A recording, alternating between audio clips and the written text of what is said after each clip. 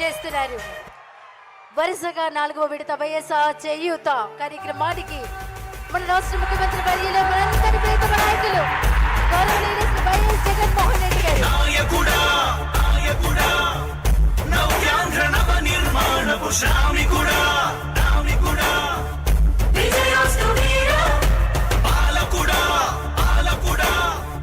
జగమంత కొలిచే జనహిత సేవకుడా సేవకుడా శుభమస్తు తీరా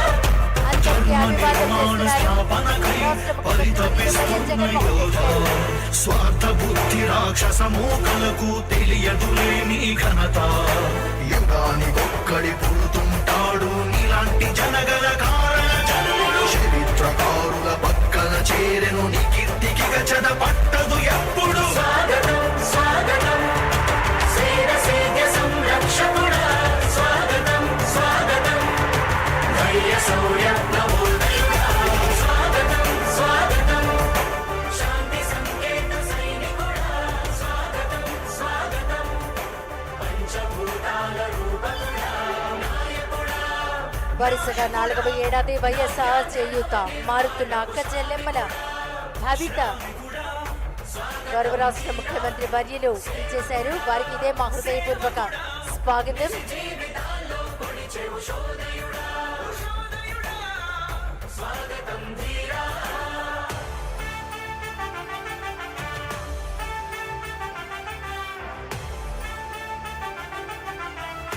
అన్ని వర్గాల సంక్షేమం అభివృద్ధి దృష్టిలో ఉంచుకుని పేద నిరుపేదలకు నవరత్నాల ద్వారా అనేక సంక్షేమ కార్యక్రమాలను అమలు చేస్తోంది గౌరవ రాష్ట్ర ముఖ్యమంత్రి వర్యులు.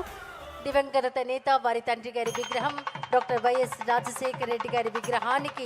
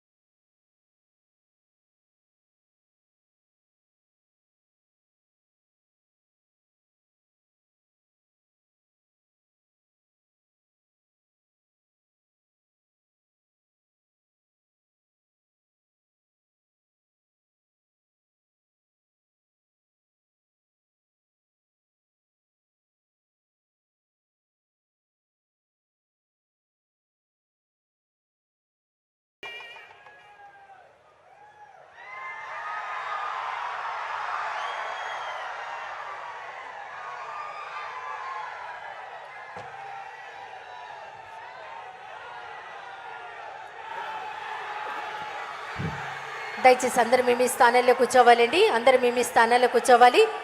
స్వాగతోపన్యాసం చేయవలసిందిగా జిల్లా కలెక్టర్ శ్రీ రవి పటాన్ శెట్టి గారిని కోరుతున్నాం.